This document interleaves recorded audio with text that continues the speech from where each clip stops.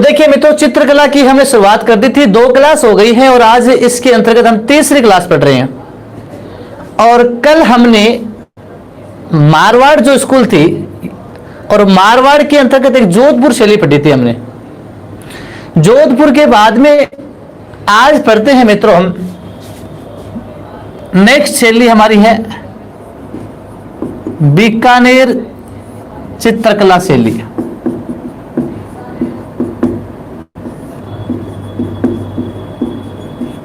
हाँ, तो देखिए मित्रों, जो बीकानेर चित्रकला शैली है इस पर वैसे पंजाबी और कांगड़ा शैली का प्रभाव मिलता है। कांगड़ा शैली थी हिमाचल प्रदेश की। और बात करें राजस्थान में इसकी शुरुआत किसके समय हुई थी, तो बीकानेर का शासक था राय सिंह, और राय सिंह के समय इसकी शुरुआत हुई थी। तो इस शैली की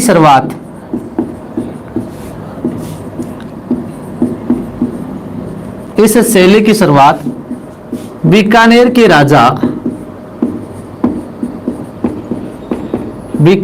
राजा राय सिंह के समय हुई।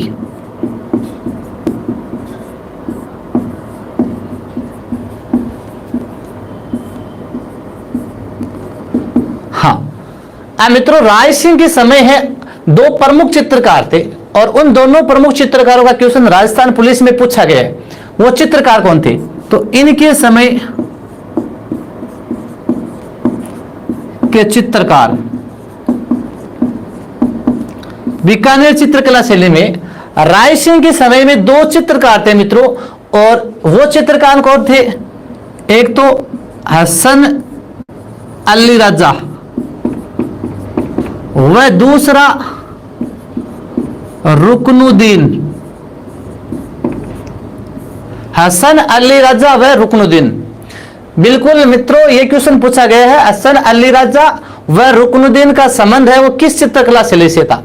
हसन अली राजा व रुकनुद्दीन का संबंध है वो बीकानेर चित्रकला शैली से था, ये आपको ध्यान में रखना है। तो ये चित्रकार है वो राय सिंह के समय थे, राय सिंह के दरबार के प्रमुख चित्रकार थे ये। इसके बाद में मित्रों एक आता है गज सिंह शासक, और गज सिंह के समय एक लाहौर का प्रसिद्ध चित्रकार था उनके दरबार में। तो गज सिंह के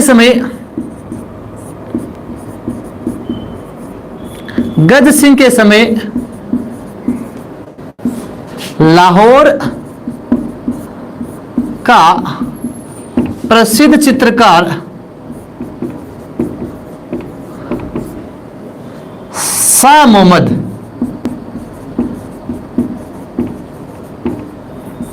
उनके दरबार में था। यानी गज सिंह के दरबार में लाहौर का एक प्रसिद्ध चित्रकार था मित्रों, वो कौन था, शाह मोहम्मद। लाहौर का प्रसिद्ध चित्रकार था शाह मोहम्मद, और ये शाह मोहम्मद किसके दरबार में था, ये गज सिंह के दरबार में था। अब देखिए मित्रों यहां पर क्या है, शाह मोहम्मद, 2 नाम है, देखिए 2 नाम है मित्रों, एक तो आपके शाह मोहम्मद और एक है मोहम्मद शाह। ये 2 नाम देखिए, एक तो शाह मोहम्मद, एक है मोहम्मद शाह, दोनों ही अलग अलग चित्रकार हुए हैं। ध्यान रखना, शाह मोहम्मद तो था बीकानेर का और मोहम्मद शाह कहां का था, ये जयपुर का चित्रकार था। तो दोनों नाम इंपॉर्टेंट है, दोनों एग्जाम की दृष्टि से इंपॉर्टेंट है, ध्यान रखना भाई। शाह मोहम्मद कहां का था, बीकानेर का चित्रकार था, जबकि मोहम्मद शाह कहां का था, ये जयपुर का चित्रकार था। ये आपको ध्यान में रखना है। जयपुर के राजा सवाई जय सिंह का दरबारी चित्रकार कौन था, मोहम्मद शाह। अब बीकानेर चित्रकला शैली का स्वर्णकाल, इस शैली का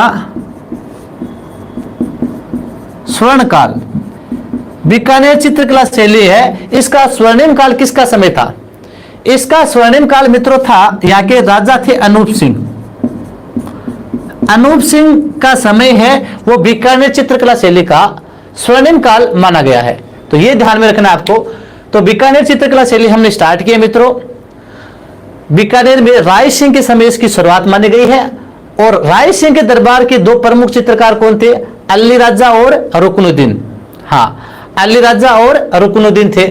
गज सिंह के समय लाहौर का प्रसिद्ध चित्रकार कौन था, शाह मोहम्मद है, वो इनके दरबारी चित्रकार थे।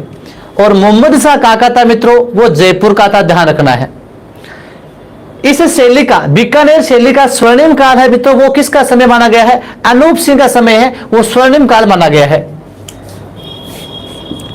इस शैली को प्रसिद्ध दिलाने का श्रेय, इस शैली को प्रसिद्धि दिलाने का श्रेय, जो बीकानेर चित्रकला शैली है मित्रों, इसको प्रसिद्धि किसने दिलाई? इसको प्रसिद्धि दिलाई उस्ता कला व मथेरना कला। बीकानेर चित्रकला शैली को प्रसिद्धि किसने दिलाई मित्रों? उस्ता कला व मथेरना कला। तो उस्ता कला और मथेरना कला, इन दोनों का ही संबंध बीकानेर चित्रकला शैली से है। तो उस्ता कला यानी ऊंट की खाल पर जो चित्रांकन का कार्य किया जाता है मित्रों, उसे क्या कहते हैं? उस्ता कला। क्या कहते हैं? उस्ता कला। हाँ, और मथेरना कला, मथेरना कला की बात करी जाए तो दीवारों पर जो पौराणिक देवी देवताओं को चित्र बनाए जाते हैं उसे कहते हैं मथेरना कला। तो उस्ता कला व मथेरना कला का संबंध, उस्ता कला व मथेरना कला का संबंध किससे है? बीकानेर चित्रकला शैली से, आपको ध्यान में रखना है। तो एक बार इसका आप स्क्रीनशॉट ले लीजिए मित्रों, ताकि आगे चले हम।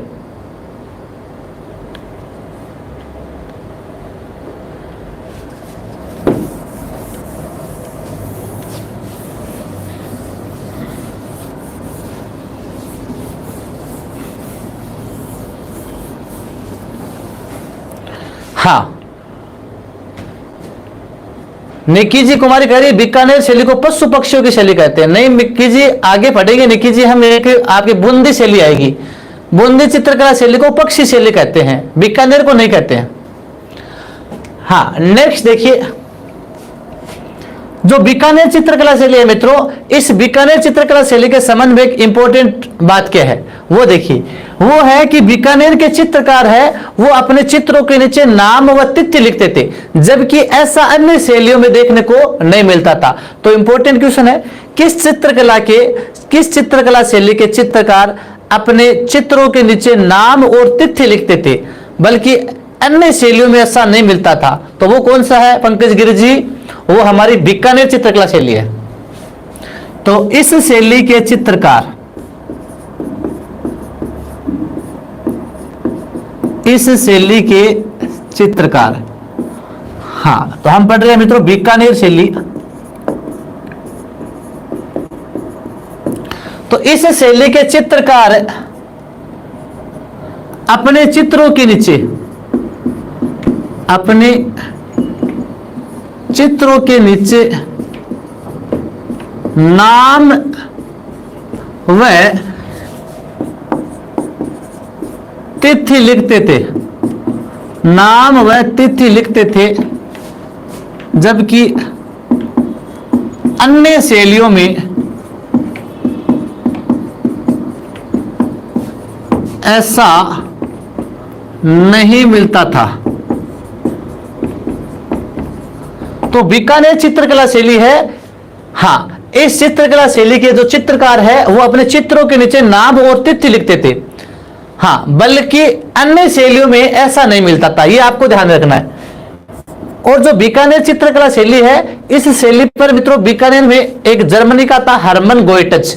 हरमन गोइटज ने एक पुस्तक लिखी थी इस शैली पर। तो जर्मनी के इस शैली पर या बीकानेर चित्रकला शैली पर जर्मनी के हरमन गोइटज ने, जर्मनी के हरमन गोइटज ने the art and architect of Bikaner, art and architect of Bikaner नामक पुस्तक लिखी।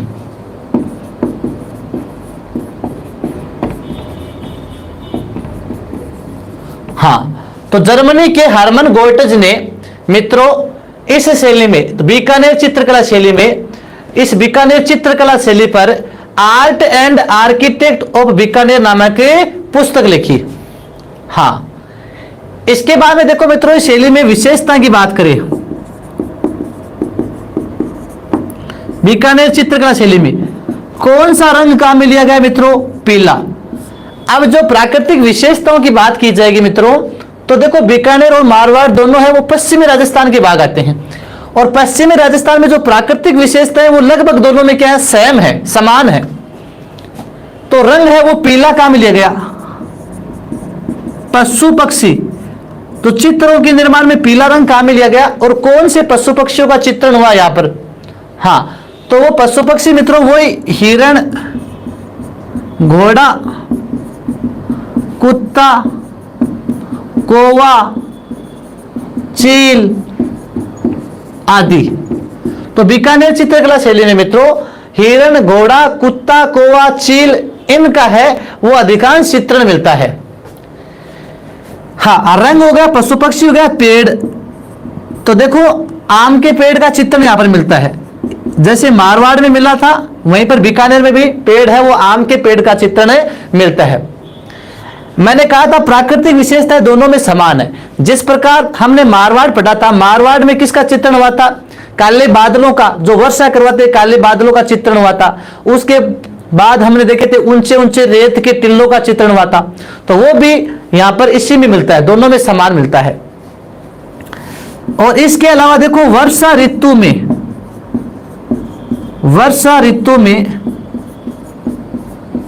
सारस पक्षी की क्रीड़ा लीला का चित्रण।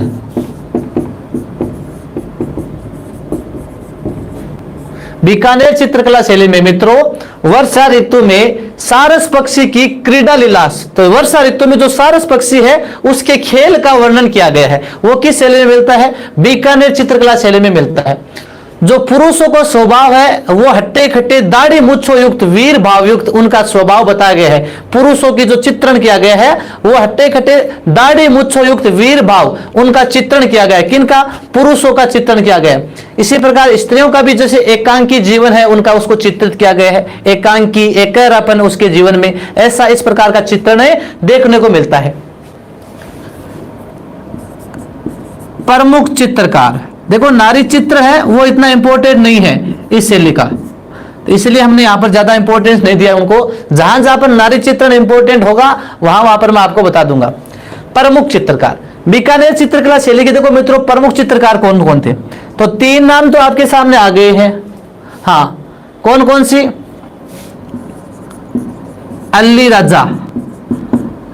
राजा, रुकनुद्दीन, शाह मोहम्मद, एक हिसामुद्दीन, अली राजा, शाह मोहम्मद, इसामुद्दीन, अब्दुल्ला, रामलाल, कासिम,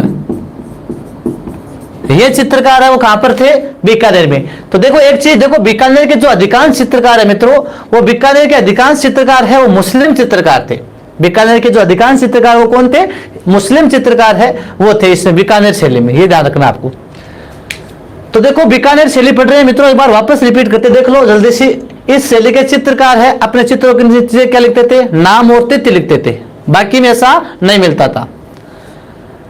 इस शैली पर जर्मनी के हरमन गोटेस ने कौन सी पुस्तक लिखी? Art and architect of Bikaner पुस्तक लिखी थी। कौन सा रंग काम में आया? पीला रंग काम में आया। पशु पक्षी है वो हिरण, घोड़ा, कुत्ता, कौवा, ऊंट, चील इनका चित्रण मिलता है। पेड़ आम के पेड़ का चित्रण मिलता है। वर्षा ऋतु में यहां पर सारस पक्षी की क्रीड़ा लीला का चित्रण मिलता है। प्रमुख चित्रकार अली राजा, रुकनुद्दीन, शाह मोहम्मद, इसामुद्दीन। ये ऊपर वाले 4 बहुत इंपॉर्टेंट है, ध्यान रखना भाई। ये 4 है ऊपर वाले, देखो अली राजा, रुकनुद्दीन, शाह मोहम्मद और इसामुद्दीन, ये आपको ध्यान में रखना है। अब्दुल्ला, रामलाल, कासिम ये भी इसी शैली के चित्रकार थे। तो लीजिए स्क्रीनशॉट।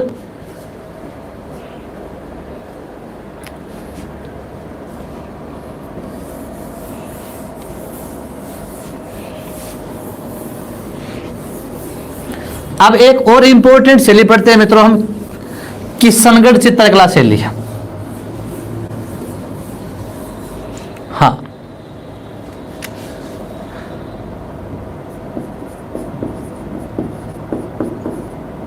किशनगढ़ शैली मारवाड़ शैली में एक पार्ट है मारवाड़ का, कौन सा है? किशनगढ़ चित्रकला शैली। तो देखिए मित्रों, किशनगढ़ एक रियासत थी जिसकी स्थापना, देखो राठौड़ वंश है, उसने 3 जगह राज किया था, एक तो मारवाड़, एक बीकानेर और एक किशनगढ़। तो 3 जगह का आप इतिहास में पढ़ते हो राठौड़ वंश। जो मारवाड़ का मोटा राजा था उदय सिंह, मारवाड़ के मोटा राजा उदय सिंह का पुत्र था किशन सिंह। तो उदय सिंह के पुत्र किशन सिंह ने क्या बसाया था? किशनगढ़ की स्थापना की थी। अब बात करें मित्रों, जो किशनगढ़ शैली, इसको प्रकाश में लाने का श्रेय किसे दिया जाता है? तो इस शैली को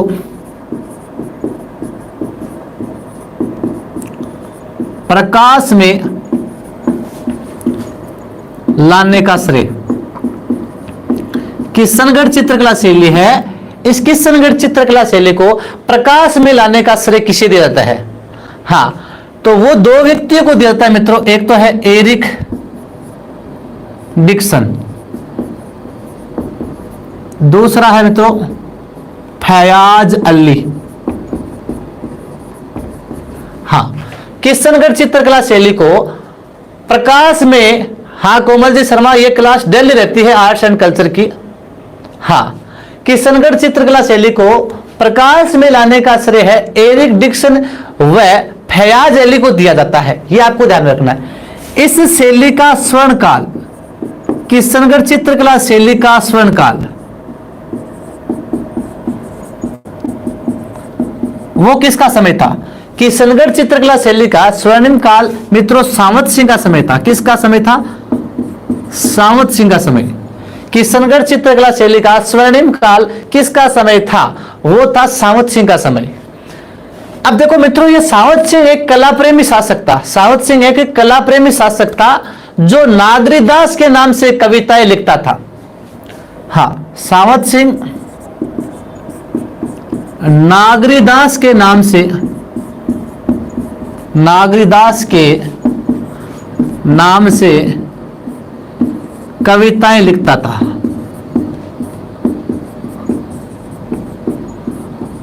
हाँ, तो सावंत सिंह है मित्रों एक कला प्रेमी शासक था और ये किस नाम से कविताएं लिखता था? नागरीदास के, यानी इसकी जो कविताएं हैं, इन कविताओं के समूह को भी नागर समुच कहते थे। इसकी कविताओं के समूह को क्या कहते थे? नागर समुच है, इसकी कविताओं के समूह को कहते थे। अब जो सावंत सिंह है मित्रों, इसकी एक प्रेमिका थी। उस प्रेमिका का नाम क्या था? बनी ठनी। कौन था? बनी ठनी। बनी ठनी इसकी प्रेमिका थी। वैसे उसका जो वास्तविक नाम था विष्णुप्रिया था। जो बनी ठनी है वो सावंत सिंह की प्रेमिका थी। और सावंत सिंह जो अपनी प्रेमिका बनी ठनी है, इसको जब पत्र लिखता था मित्रों, वो पत्र है, पत्र लिखने के बाद नीचे नीचे पत्र के नीचे नाम लिखता था नागरीदास। तो जो प्रेम पत्र भेजता था इस बनी ठनी को सावंत सिंह, उस प्रेम पत्र के नीचे नीचे लिखता था आपका अपना नागरीदास। ये नागरीदास नाम इसलिए लिखता था कि ताकि इसको कोई पहचान नहीं पाए कि ये किशनगढ़ का राजा सावंत सिंह है, वो इसको पत्र लिख रहा है। इसीलिए इस बनी ठनी के लिए इसने कौन सा शब्द प्रयोग लिया था? नागरीदास। अपने पत्रों के नीचे ये सावंत सिंह किस नाम से लिखता था? नागरीदास नाम लिखता था, ताकि किसी को पता नहीं चले कि सावंत सिंह है। तो ये अपने पत्रों के नीचे क्या नाम लिखता था? नागरीदास नाम लिखकर पत्र भेजता था। हाँ, तो सावंत सिंह की प्रेमिका कौन थी? बनी ठनी। सावंत सिंह की प्रेमिका बनी ठनी थी। और इस बनी ठनी के चित्र मित्रों किसने बनाए थे? बनी ठनी के, हाँ, डीके सैनी जी कह रहे लव लेटर भेजते थे। हाँ, तो सावंत सिंह है, इस सावंत सिंह की जो प्रेमिका थी, सावंत सिंह की प्रेमिका थी, वो कौन थी मित्रों? बनी ठनी थी। हाँ, इस बनी ठनी के चित्र किसने बनाए थे? बनी ठनी के चित्र किसने बनाए थे मित्रों? सावंत सिंह का एक दरबारी चित्रकार कौन था? मोरध्वज निहालचंद। मोरध्वज निहालचंद ने इसके चित्र बनाए थे। बनी ठनी के चित्र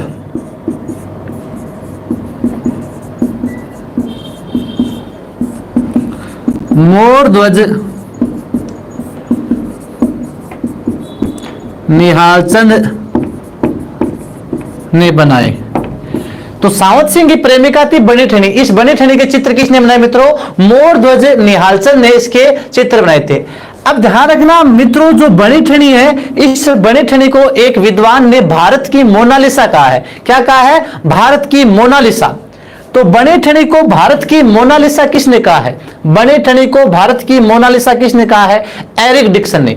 एरिक डिक्सन ने बनी ठनी को भारत की क्या कहा है? मोनालिसा कहा है। एरिक डिक्सन ने बनी ठनी को भारत की मोनालिसा कहा है। एरिक डिक्सन ने बनी ठनी को क्या कहा है मित्रों? भारत की मोनालिसा कहा है। वैसे मित्रों जो मोनालिसा पेंटिंग है उसकी बात की जाए कि ये मोनालिसा पेंटिंग कहाँ की है, वैसे मित्रों ये मोनालिसा पेंटिंग कहाँ की है? ये इटली की है। कहाँ की है? इटली की है, जिसे लियोनार्डो दा विंची ने बनाया था। लियोनार्डो दा विंची ने इसे बनाया था। अब इसे मित्रों जो बनी ठनी है, इस बनी ठनी पर जो है 20 पैसे का डाक टिकट भी जारी हुआ था। बनी ठनी पर 20 पैसे का डाक टिकट जारी हुआ था 5 मई 1973 को। तो बनी ठनी पर यह चित्र है बनी ठनी, और बनी ठनी पर 5 मई 1973 ईस्वी में 20 पैसों का डाक टिकट जारी हुआ।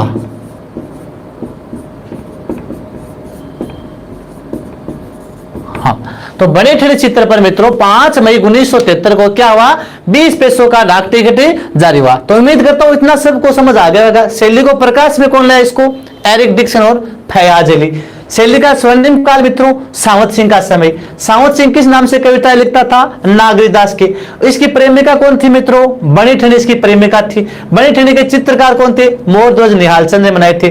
और एरिक डिक्सन ने बनी ठनी को क्या कहा है मित्रों? भारत की मोनालिसा कहा है। बनी ठनी पर 5 मई 1973 में कितने पैसों का? 20 पैसों का डाक टिकट जारी हुआ। इतना उम्मीद करता हूं सबको समझ आ गया होगा। यदि आ गया तो लीजिए स्क्रीनशॉट, आगे चले।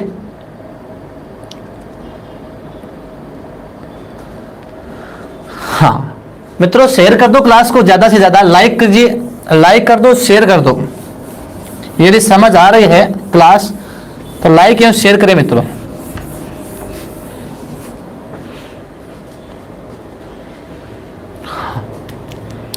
हाँ जी अर्जुन जी, बिल्कुल।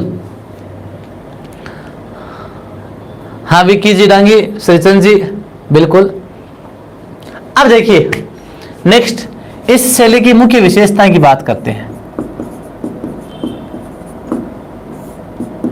हाँ, अब जो किशनगढ़ चित्रकला शैली है इसमें मुख्यतः कौन सा रंग काम में लिया गया? चित्रों के निर्माण में मुख्यतः कौन सा काम में लिया गया? तो मित्रों इस चित्रकला शैली में मुख्यतः गुलाबी व सफेद। किशनगढ़ चित्रकला शैली में मुख्यतः कौन सा रंग काम में आया? गुलाबी और सफेद रंग। गुलाबी और सफेद रंग है वो काम में लिया गया। कौन से पशु पक्षियों का चित्रण मिलता है? कौन से पशु पक्षियों का चित्रण मिलता है? तो मोर, हिरण व भ्रमरा। हाँ, भ्रमरा भी बोल सकते हो आप इसे। मोर, हिरण व भ्रमरा। मोर, हिरण और भ्रमरा, इनका चित्रण अधिकांशतः ज्यादा मिलता है। पेड़, किशनगढ़ चित्रकला शैली में कौन से पेड़ का चित्रण हुआ है मित्रों? वो है केला। किशनगढ़ चित्रकला शैली में कौन से पेड़ का चित्रण हुआ है मित्रों? केले का पेड़ का है वो चित्रण ज्यादातर हुआ है। अब देखो मित्रों, मैं आपसे ये पूछूं कि इस किशनगढ़ चित्रकला शैली के अलावा, हाँ, किशनगढ़ चित्रकला शैली के अलावा भी एक जगह केले के पेड़ का चित्रण हुआ था। वो कहां था मित्रों? किशनगढ़ चित्रकला शैली के अलावा भी नाथ द्वारा शैली में। कहा था? नाथ द्वारा शैली में भी केले के पेड़ का चित्रण मिलता है। ये आपको ध्यान में रखना है। अब दो चीजें इंपॉर्टेंट पड़ते हैं इसके बारे में। देखो, जो किशनगढ़ चित्रकला शैली में तो यहां पर है भित्ति चित्रों का अभाव मिलता है। किसका? भित्ति चित्रों का अभाव मिलता है, बल्कि यहाँ के जो चित्र है वो कागज पर बने हैं, इसीलिए इसे कहते हैं कागजी शैली। क्या कहते हैं मित्रों? कागजी शैली कहते हैं इसे। इसके अलावा किशनगढ़ चित्रकला शैली है, हमने आभूषण पढ़े थे उस समय, मैंने आपको बताया था एक बेसरी आभूषण। कौन सा बताया था? बेसरी। और ये बेसरी आभूषण कहां पहनते मित्रों? ये नाक में पहनते हैं। तो किशनगढ़ चित्रकला शैली में जो नारियां हैं उनके नाक में अधिकांशतः बेसरी आभूषण पहने हुए दिखाया गया है, इसलिए इस किशनगढ़ शैली को बेसरी शैली भी कहते हैं। तो इसके दो उपनाम ध्यान में रखने, एक तो इसे कहते हैं कागजी शैली, क्या कहते हैं, कागजी शैली से कहते हैं, एक इसे कहते हैं बेसरी शैली। तो आपसे पूछा जा सकता है एग्जाम में सीधा सीधा क्वेश्चन, निम्न में से किस चित्रकला शैली को कागजी शैली या बेसरी शैली भी कहते हैं, वो इसी शैली को कहते हैं। तो देखिए इस शैली के चित्र कागज पर बने हुए हैं,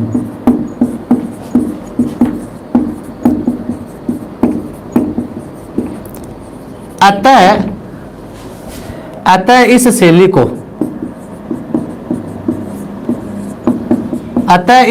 को कागजी शैली भी कहते हैं।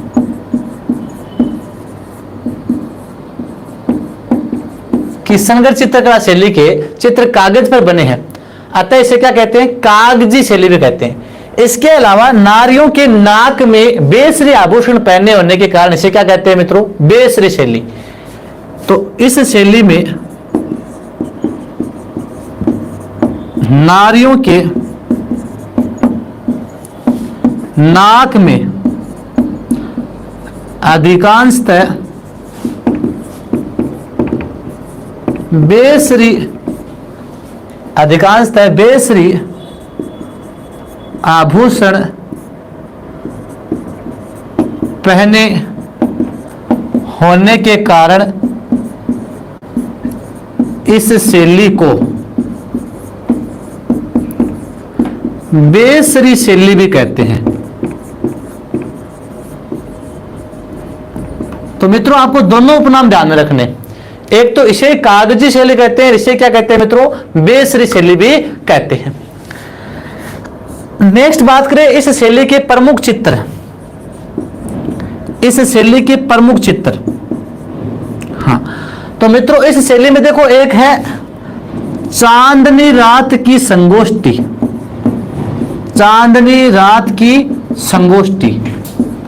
हाँ चांदनी रात की संगोष्ठी, ये चित्र इंपॉर्टेंट है भाई, प्रश्न सीधा पूछा जा सकता है कि चांदनी रात की संगोष्ठी जो चित्र है वो किस शैली में मिलता है। ये आपके किशनगढ़ शैली में मिलता है। और किसने बनाया, अमरचंद ने। किसने, अमरचंद ने मित्रों कौन सा चित्र बनाया, चांदनी रात की संगोष्ठी।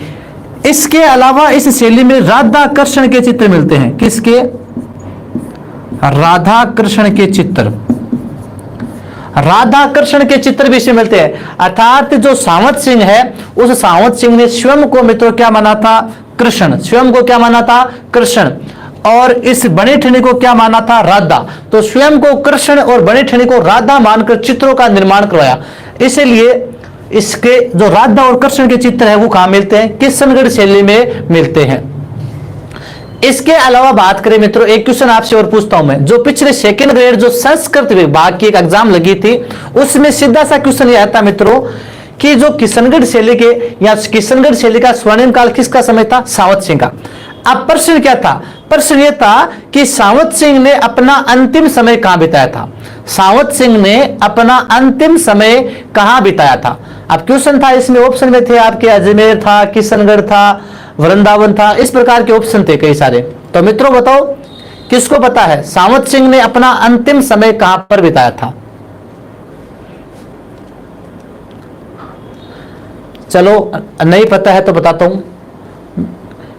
देखिए सावंत सिंह ने मित्रों अपना अंतिम समय बिताया था वृंदावन में। कहां पर बिताया था, वृंदावन में। तो अंतिम समय ये भगवान श्री कृष्ण की भक्ति के लिए कहां चले जाते हैं, वृंदावन में, और यहीं पर उनकी क्या होती है, मृत्यु। तो सावंत सिंह ने अपना अंतिम समय मित्रों कहां पर बिताया था, वृंदावन में बिताया था, और ये ऑप्शन में था। तो ध्यान रखना सावंत सिंह ने अपना अंतिम समय कहां बिताया मित्रों, वृंदावन में।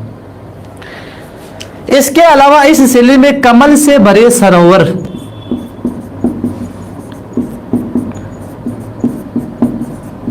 कमल से भरे सरोवरों का भी चित्रण इसी में मिलता है। तो यह भी आपको ध्यान में रखना है। तो देखो मुख्यतः रंग कौन सा काम है इसमें? गुलाबी और सफेद रंग आया किशनगढ़ में। पक्षी, पशु, मोर, हिरण का चित्रण अधिकांश से मिलता है। पेड़ है वो केला। इसे कागजी शैली कहते हैं, इसे बेसरी शैली कहते हैं। चांदनी रात की संगोष्ठी चित्र किसने बनाया? अमरचंद ने बनाया था, वो किशनगढ़ शैली का है। राधा कृष्ण के चित्र है। कमल से भरे सरोवर है, वो भी चित्र यहीं पर मिलता है। प्राकृतिक सौंदर्य के चित्रण मिलता है। हाँ, नारी सौंदर्य का चित्रण इसी में मिलता है। तो लीजिए मित्रों, स्क्रीनशॉट लीजिए, जल्दी से आगे चले।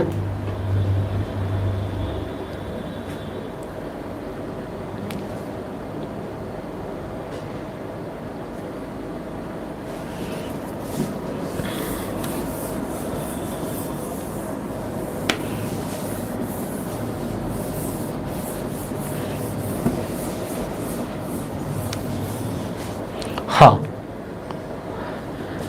अब देखिए मित्रों, इसमें मुख्यतः देखो नारी चित्रण कैसा मिलता है इस शैली में। किशनगढ़ चित्रकला शैली में नारी चित्रण कैसा मिलता है, यानी नारियों का कैसा है? तो देखो, सुराईदार गर्दन, सुराईदार गर्दन, उसके बाद में देखो कमल व खंजन सी आंखें। हाँ, कमल व खंजन सी आंखें। इसके अलावा देखो, हाँ, सुराईदार गर्दन, कमल व खंजन सी आंखें, नारी के मादक नयन, नारी के मादक नयन। इसके अलावा मित्रों, गुलाब की पंखुड़ियों जैसे होठ, गुलाब की पंखुड़ियों जैसे होठ।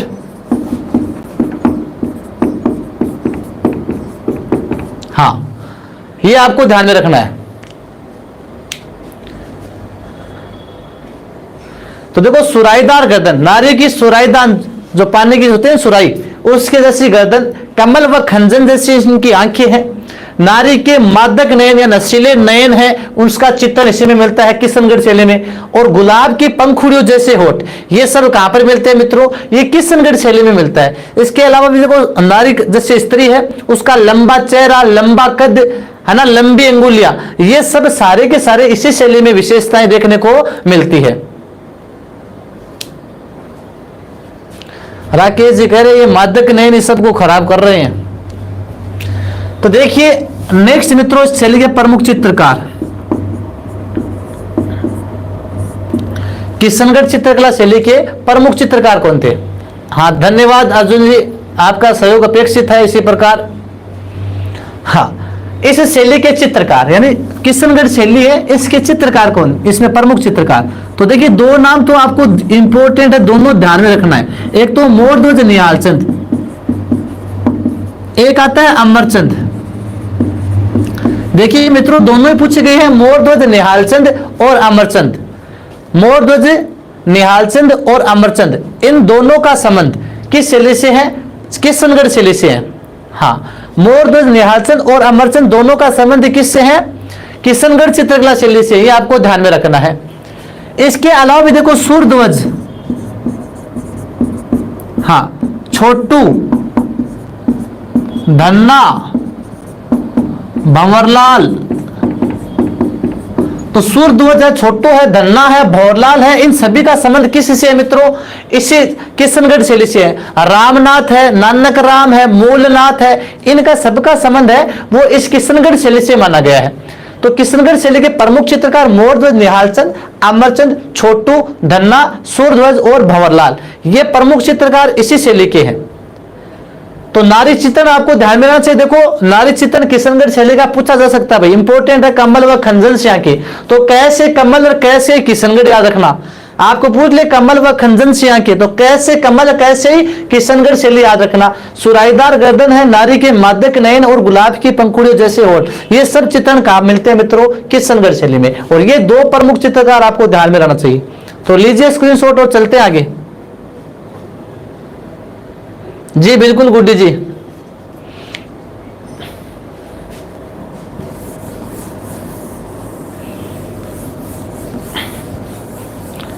अब देखो हम मारवाड़ शैली पढ़ रहे हैं मित्रों, मारवाड़ जो स्कूल है, हाँ निक्की कुमारी जी बिल्कुल आपका भी नाम आएगा। हाँ तो देखो मारवाड़ स्कूल है, उसके भाग पढ़ रहे हैं हमने जोधपुर पढ़ ली, मारवाड़ में बीकानेर पढ़ ली, और उसके बाद में किशनगढ़। मारवाड़ में हमने 6 लिखी थी जब हमने वर्गीकरण किया था, उन 6 में बच गई कौन सी, देखो एक तो जैसलमेर शैली, एक अजमेर शैली, और एक नागौर शैली। ये 3 बच गई। मारवाड़ के तो 3 भाग देखो, जैसलमेर शैली, अजमेर शैली, नागौर शैली। हालांकि इनसे क्वेश्चन कम आते हैं, लेकिन जो इंपॉर्टेंट क्वेश्चन है, 1-2 क्वेश्चन है जो आने की संभावना है, उनको मैं बता देता हूं। देखो जैसलमेर शैली, इसके संदर्भ में सबसे इंपॉर्टेंट प्रश्न क्या बनता है, इस शैली के संबंध में मित्रों सबसे इंपॉर्टेंट प्रश्न यह बनता है कि जैसलमेर चित्रकला शैली पर कोई भी बाहरी प्रभाव नहीं पड़ा, किसी भी शैली का बाहरी प्रभाव नहीं पड़ा, यह आपको ध्यान रखना है। यानी किस चित्रकला शैली पर कोई भी बाहरी प्रभाव नहीं पड़ा, वो कौन सी है, जैसलमेर शैली। तो इस शैली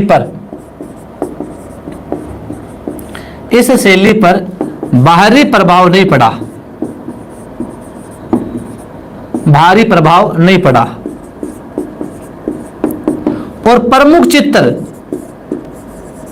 चित्र तो जैसलमेर शैली है, यहां का प्रमुख चित्र क्या है मित्रों, मूमल।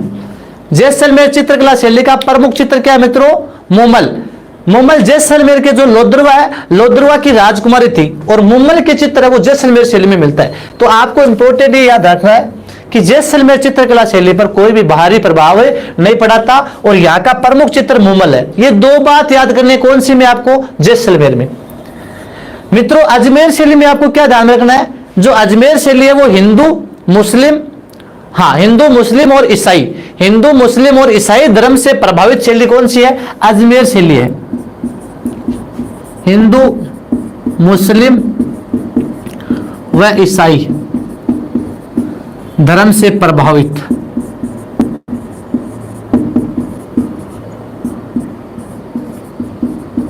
हिंदू मुस्लिम व ईसाई धर्म से प्रभावित शैली कौन सी है, अजमेर। अब यहां पर मैंने आपको नाम बताया था महिला चित्रकार का। देखिए मैंने आपको बताया था, पहले भी बताया था कि 2 जगह आपको महिला चित्रकारों के नाम का उल्लेख मिलेगा, 2 जगह महिला चित्रकार मिलती है। एक तो मैंने कमला व इलायची बताई थी, तो आप में से कितने स्टूडेंट्स को पता है कि कमला व इलायची नामक महिला चित्रकार कहां पर थी। कमला व इलायची नामक महिला चित्रकारों का उल्लेख किस शैली में मिलता है मित्रों, बताओ जल्दी से, बता दिया मैंने आपको पहले, कमेंट में बताइए जल्दी से। हाँ कमला व इलायची नामक महिला चित्रकार किस शैली में थी, बताइए मित्रों। कमेंट नहीं आ रहा आपका, नहीं पता है, बिल्कुल गौरव कुमार ने सबसे पहले बताया है, बिल्कुल नाथ द्वारा। कहां पर है, नाथ द्वारा। निक्कू जी कह रही है, निक्की जी को पता नहीं है। गुड्डी जी चौधरी इसका बता रही हो आप। देखो कमला व इलायची कहां पर थी, नाथ द्वारा में थी। और इसी प्रकार अजमेर में एक महिला चित्रकार थी, साहिबा। कौन थी, साहिबा। तो अजमेर में जिस महिला चित्रकार के नाम का उल्लेख है मित्रों वो कौन सी है, साहिबा। तो अजमेर शैली हिंदू मुस्लिम और ईसाई धर्म से प्रभावित शैली है, और यहां पर महिला चित्रकार किसका उल्लेख हुआ है, साहिबा का उल्लेख हुआ है। नागौर शैली मित्रों, इसमें भी ज्यादा ध्यान रखना, 1-2 बात ध्यान रखनी है। इस नागौर चित्रकला शैली में बुझे हुए रंगों का प्रयोग हुआ है, बुझे हुए रंगों का प्रयोग तथा पारदर्शी वेशभूषा, पारदर्शी वेशभूषा। हाँ तो किस चित्रकला शैली में मित्रों बुझे हुए रंगों का प्रयोग और पारदर्शी वेशभूषा है, पारदर्शी वेशभूषा है, वह नागौर शैली। तो देखो 3 शैली, 1-1 2-2 पॉइंट ध्यान में रखने आपको। जैसलमेर शैली ऐसी शैली है जिस पर कोई बाहरी प्रभाव नहीं पड़ा, और यहाँ का प्रमुख चित्र मूमल है। अजमेर शैली हिंदू मुस्लिम और ईसाई धर्म से प्रभावित शैली है। महिला चित्रकार यहाँ की कौन थी, अजमेर की साहिबा। नागौर शैली में बुझे हुए रंगों का प्रयोग है और पारदर्शी वेशभूषा का प्रयोग किया गया है।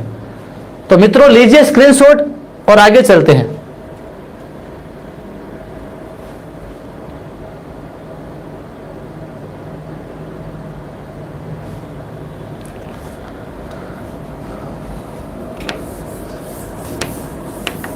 एक छोटी सी शैली और पढ़ते हैं मित्रों,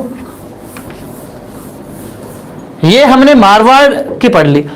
अब हम मित्रों ढूंढाड़ स्कूल है, हाँ उस ढूंढाड़ स्कूल का आज शुरुआत कर देते हैं, ताकि कल इंपॉर्टेंट शैली है वो जयपुर शैली है इंपॉर्टेंट, उसमें उस जयपुर शैली को हम कल फ्रेश माइंड से आते ही पढ़ेंगे। उससे पहले एक छोटी सी शैली आमेर शैली, आमेर जो जयपुर का ही पार्ट है, उस आमेर शैली को पढ़ते हैं। देखो तो ढूंढाड़ स्कूल पढ़ रहे हैं मित्रों। अब कई स्टूडेंट्स बोल रहे हैं सर स्कूल का तो नाम ही मत लो, हाँ तो ढूंढाड़ स्कूल मित्रों, ढूंढाड़ स्कूल में पहला पढ़ रहे हैं हम आमेर शैली, आमेर शैली जो स्थानीय और मुगल शैली से प्रभावित शैली है आमेर शैली। और आपसे क्वेश्चन कर ले कि राजस्थान की किस चित्रकला शैली पर सर्वाधिक है वो मुगल प्रभाव पड़ा था। तो देखो आपको पता है आमेर में कछावा वंश ने शासन किया था, और कछावा वंश ने सबसे पहले मुगलों की अधीनता स्वीकार की थी, अर्थात जो यहाँ का शासक था भारमल, उसके बाद भगवंत दास, उसके बाद मान सिंह, यानी इन सब ने जो अकबर की अधीनता स्वीकार की थी और अकबर के दरबार में काफी सालों तक रहे थे। तो कछावा वंश ने सबसे पहले मुगलों की अधीनता स्वीकार की थी, इसलिए आमेर शैली पर सर्वाधिक मुगल प्रभाव मिलता है। किस शैली में सर्वाधिक मुगल प्रभाव मिलता है? आमेर शैली में। तो इस शैली पर सर्वाधिक मुगल प्रभाव मिलता है। इस शैली पर सर्वाधिक मुगल प्रभाव पड़ा, ये आपको ध्यान में रखना है। इसके अलावा देखो अकबर के समय महाभारत का अनुवाद हुआ था फारसी भाषा में, रज्जमनामा। अकबर के समय महाभारत का फारसी भाषा में अनुवाद हुआ रज्जमनामा, उसमें आमेर के 48 चित्रकारों का उल्लेख मिलता है। अकबर के समय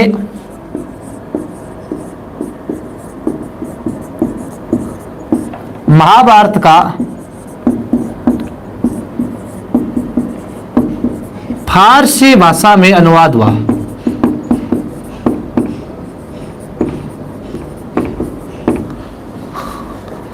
फारसी भाषा में अनुवाद रज्जमनामा नाम से हुआ।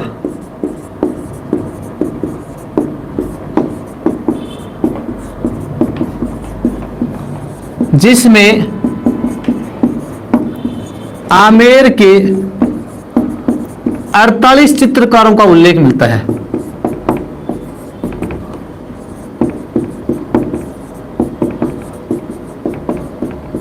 हाँ तो मित्रों अकबर के समय महाभारत का फारसी भाषा में अनुवाद किस रूप में हुआ?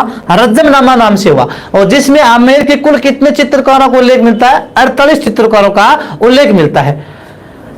अब बात करें मित्रों इस शैली में प्रथम चित्रित ग्रंथ, यानी इस शैली का प्रथम चित्रित ग्रंथ कौन सा है? आदि पुराण। आमेर शैली का प्रथम चित्रित ग्रंथ कौन सा है मित्रों? आदि पुराण। आमेर शैली का प्रथम चित्रित ग्रंथ कौन सा है मित्रों? आदि पुराण। और ये आदि पुराण है वो किसने चित्रित किया? पुष्पदत्त नामक चित्रकार ने। हाँ किसने चित्रित किया मित्रों? पुष्पदत्त ने। और ये पुष्पदत्त है वो पृथ्वीराज कछावा के समय था।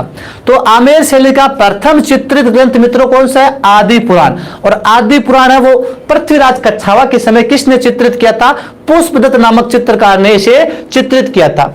इसके बाद हम देखते हैं जैसे मान सिंह जो शासक बनते हैं उन्होंने भी यहाँ पर आमेर में भित्ति चित्रों का निर्माण किया था।